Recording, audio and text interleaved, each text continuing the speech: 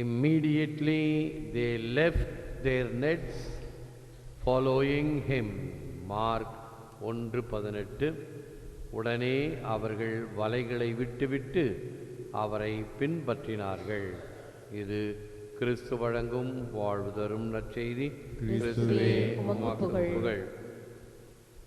A leader is someone who knows the way, shows the way and goes the way.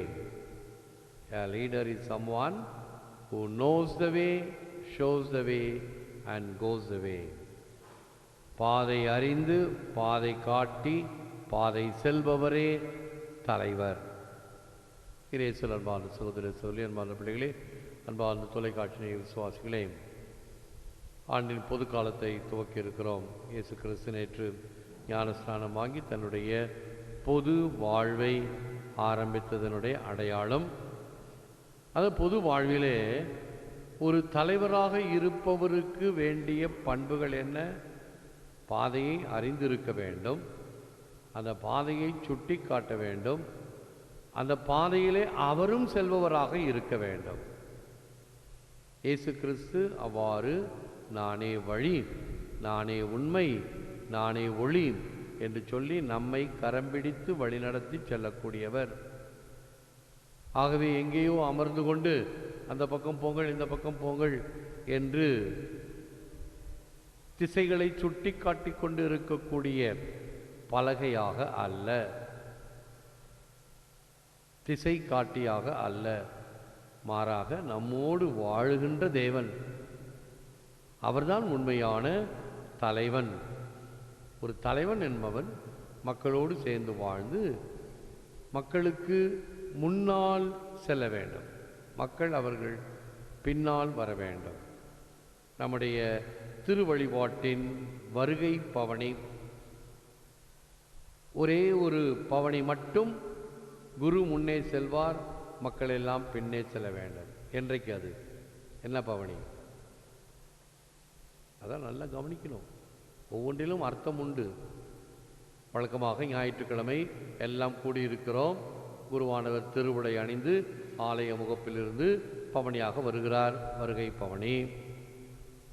ஆயர் வருகிறார் என்றால் வெளியிலே மேடை அமைத்து அவர் திருவுடை அணிந்த பிறகு வருகை பவனியாக பிள்ளைகள் பூ தெளித்து வரவேற்கிறோம்.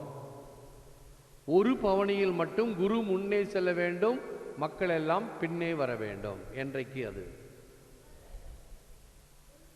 குருத்து ஞாயிறு அன்று. குருத்து ஞாயிறு அன்று குருவானவர் குருத்தோலையை பிடித்து கொண்டு முன்னே செல்ல வேண்டும், பவனியின் முன்னே. மக்கள் எல்லாம் பின்னே வர வேண்டும். ஏனென்றால் அவர் தலைவராக, எருசலேமில் அவர் வெற்றி வீரராக நுழைந்ததை நினைவூட்டுகின்ற பவனி. இப்படி ஒவ்வொரு பவனியிலும் ஒவ்வொரு வழிபாட்டிலும் கருத்துண்டு.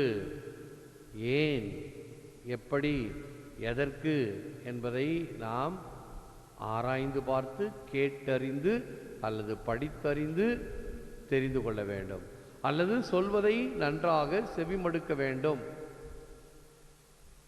எனவே ஒரு தலைவர் என்பவர் பாதை அறிந்து பாதை காட்டி பாதை செல்பவர். A leader who knows the way, shows the way and goes the way.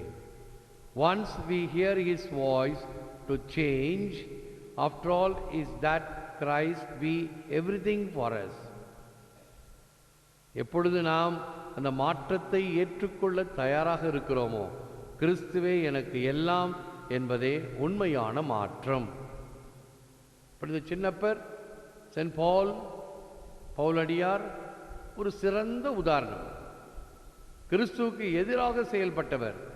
கங்கணம் கட்டிக்கொண்டு கிறிஸ்துவை அழிப்பேன், கிறிஸ்துவத்தை அழிப்பேன், வேரோடு களை பிடுங்குவேன் என்று சொல்லி தமாஸ்கு நகருக்கு உத்தரவு வாங்கி அங்கு இருக்கக்கூடிய கிறிஸ்துவர்களை எல்லாம் சிறையில் அடைத்து கொள்ள வேண்டும் என்று கங்கணம் கட்டிக்கொண்டு வீராவேசமாக குதிரையின் மேல் பயணம் செய்தவர். தமாஸ்கு நகருக்கு செல்லும் வழியிலே கிறிஸ்து அவரை தடுத்து ஆட்கொள்ளுகிறார். மமதையாக சென்றவர் குதிரை மீது சென்றவரை கீழே மண்ணுக்கு தள்ளப்பட்டு கண்கள் குருடாக்கப்பட்டு பாதை அறியாது, வழி அறியாது, சவுலே சவுலே ஏன் என்னை துன்புறுத்துகிறாய்? யார் ஆண்டவரே?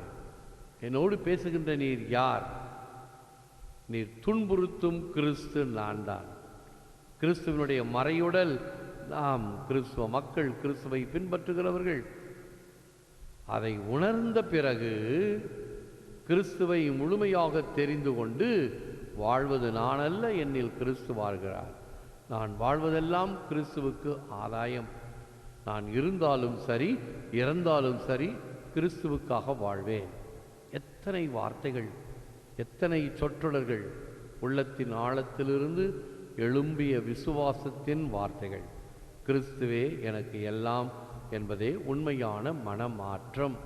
அந்த மாற்றத்தை பவுலடியார் பெற்று சாகும் வரைக்கும் அவர் கிறிஸ்துவுக்கு சான்று பகரக்கூடிய ஒரு வீரனாக விளங்கினார். சாட்டையடிகளோ, கப்பல் உடைந்து போதலோ, வசைப்பாடுகளோ, சரியாக புரிந்து கொள்ளாமல் இருத்தலோ, இப்படி சமுதாயத்தில் அவர் பட்ட கஷ்ட நஷ்டங்கள் கொஞ்ச நஞ்சம் அல்ல. அனைத்தையும் அவர் தாங்கிக் கொள்கிறார்.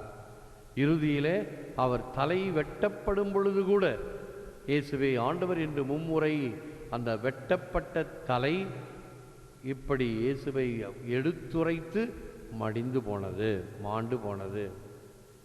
இதுதான் கிறிஸ்துவுக்காக வாழுகின்ற ஒரு உண்மத்துவ நிலை. If you keep throwing the net, Jesus will provide the fish. முயற்சி செய், முயற்சி திருவினையாக்கும் என்று சொல்லுவார்கள். நீ வலை வீசினால் இயேசு மீன் தருவார். உன்னுடைய முயற்சிக்கு தகுந்த பலன் கிடைக்கும். இயேசுவோடு சேர்ந்து நீ பணிபுரிந்தால் நீ ஒரு ஹீரோ. இயேசு இல்லை என்றால் நீ ஒரு ஜீரோ. ஆகவே நான் இயேசுவோடு சேர்ந்து பணிபுரிகிறேனா? இயேசு என்னுடைய பணியில் இருக்கிறாரா? என் எண்ணத்தில், சொல்லில், செயலில் இருக்கிறாரா? இருக்க வேண்டுமாய் செபிப்போம். முழந்தால் இருப்போம். God our Father, may this new year be a time of faithful following of Jesus in his work of salvation. இறை தந்தையே, இப்புது வருடம் இயேசுவையும் அவரது மீட்பின் செயல்களையும் விசுவாசத்துடன் பின்பற்ற உதவி அருளும். எல்லாம் வல்லவரே, நல்லவரே, உம்மை போற்றுகிறோம், புகழ்கிறோம், நன்றி கூறுகின்றோம், ஆராதிக்கின்றோம். தேவரிதாமே இந்த நற்கருணையிலே எமக்காக விற்றிருக்கின்றீர். உமக்கே நன்றி, துதி, தோத்திரம், புகழ், மகிமை உண்டாவதாக. வாழ்வது நான் அல்ல, என்னில் கிறிஸ்து வாழ்கின்றார் என்ற புனித சின்னப்பரின் மனநிலையிலே நாங்கள் உம்மை பற்றி கொள்ள செய்திருளும். அப்பத்தில் வாழுகின்ற நீர், எமக்கு வேண்டிய அனைத்து நன்மைகளையும் தருகின்ற நீர், உம்மை நாங்கள் முழு மனதோடு ஏற்று ஆராதித்து நீரே எம் ஆண்டவர், எம் வழிகாட்டி என்பதை நாங்களும் சரி, பிறரும் சரி உணரச் செய்திருளும். எங்களுடைய தேவைகளை கண்பாரும். யாருக்கெல்லாம் தேவையோ அவர்களுக்கெல்லாம் இப்பொழுது செபிக்கின்றோம்.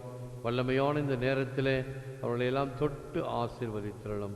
இன்னும் சிறப்பாக நேற்று மாலையிலே நாங்கள் ஏறெடுத்த இந்த செபக்கூட்டத்தை நீர் ஆசீர்வதித்து எண்ணில்லாத மக்களை தொட்டிருக்கிறீர். உமக்கே நன்றி, துதி, தோத்திரம், புகழ் உண்டாவதாக. இந்நாளில் இந்த தம்பதியர்கள் ஒப்புக் கொடுக்கின்ற திருப்பலி கருத்துக்கள் எனும் சிறுவர்கள் பல கருத்துக்களுக்காக நாங்கள் ஒப்புக் கொடுக்கின்ற இந்த திருப்பலியை கனிவுடன் ஏற்றலும். இதனால் நாங்கள் நலமும் வளமும் பெற்று வாழ்வோமாக.